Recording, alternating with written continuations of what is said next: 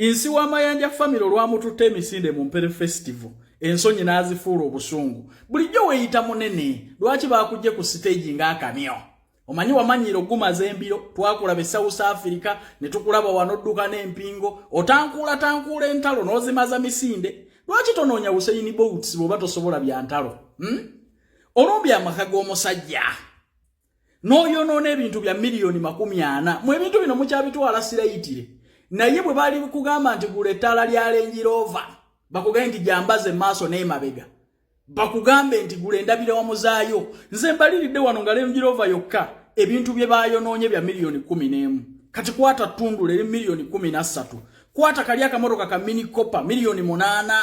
okambaza emipiira okateekemu endabirwamu okateekemu amataala gaako kwata alufadi ogende ne maka mbaliridde ngali eni skini ku machakokka oyo omujega wa Mayanja family amuonoonedde moroka ze supeya yekka ngali miliyoni 3.9 n'ekitundu tonateekako bamakanika totaddeeko mipiira ng'angereeseza bugereesa kubirako ku baana be wakiseka nti ettaala lya Range Rover ligula sente mmeka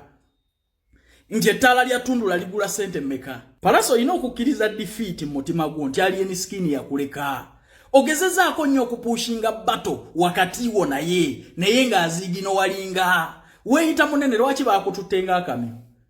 lwaki baakujje ku stage ng'akamyo mu Mpere Festival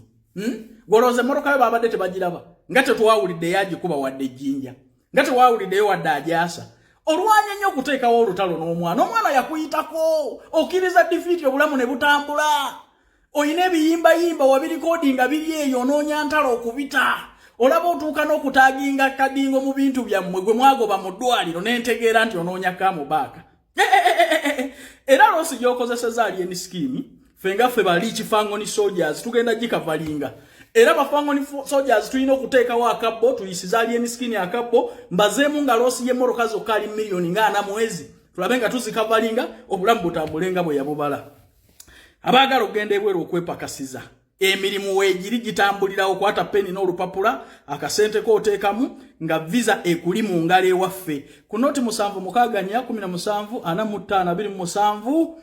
oba noti 7 noti 6 twetaaga bawala n'abalenzi okuva ku myaka 21 paka emyaka 38 mugenda kuba mukolanga ba waitress ne ba waiter mu mahoteli Kuwait, Qatar, Abu Dhabi na Dubai n'aba bawala n'abalenzi abakola ku bisaawa abasindika emigugu mwetaagirwa salala va ku miliyoni 1.5 paka ku miliyoni 2.8 bakusuza bakuliisa bakujjanjaba ne vacation buli mwaka interviews zigenda maaso bantu bange mujje tugende ebweru twepakasize 3 ani foot soldier ali wano wanika omukono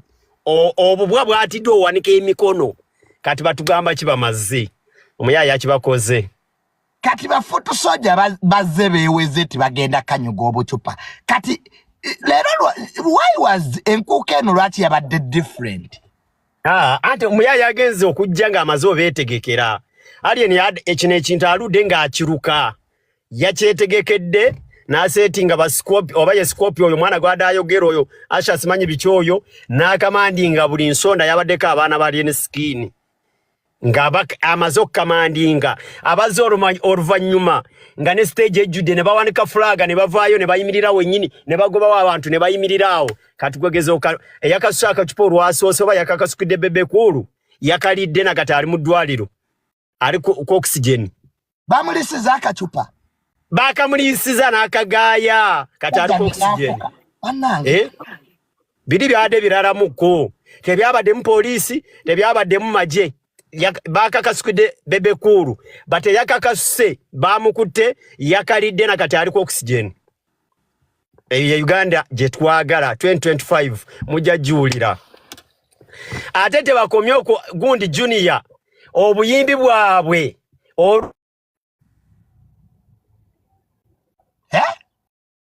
yes waliwo abaddankubira asooka ndeke nkuwa ebirungi olugambo obuyimbi bwabwe olujja ku stage junior ne bugamba bannaaye president waffe ali Magere abatumidde zino embwa tebasobola kwawula Uganda ne Magere village kyalo kiri Kasangati bandigambye LC1 abatumidde president wa Uganda ye president Museveni Kayino Rugaba kati oli bamwite LC1 we Magere si president wa Uganda baule LC1 ne president we gwanga bwe babajja obuyimbi bwono olwade bumala okuperforming president atumirani ngali eni skin yatuse wali naanoonya bafuti soja nga tebaliwo fe twate tetwetaaga tutumira ate King Saba abadde bagenda mukubira ki kwa King Saba bulijjo avuma Bebe Cool nalabya King Saba yekwese anti abaana ba Bebe Cool babadde waawo nga kuba King Saba olwavudde ku stage Bebe Cool n'ayingira kati olwayingidde Bebe Cool yadda ina ganga ngemugoberera ne bagistopinga wali kati King Saba yadda ava ku stage bwe yalabye ganga ya gundi yali ya Bebe Cool ya etakali ya mumize teyazeemu kulabika teyazeemu kulabika buwambwa nga bujja ku stage president wafa abatumide mwete mwawula LC1 Magere village ne president wa Uganda afuga wano Kasese Wendi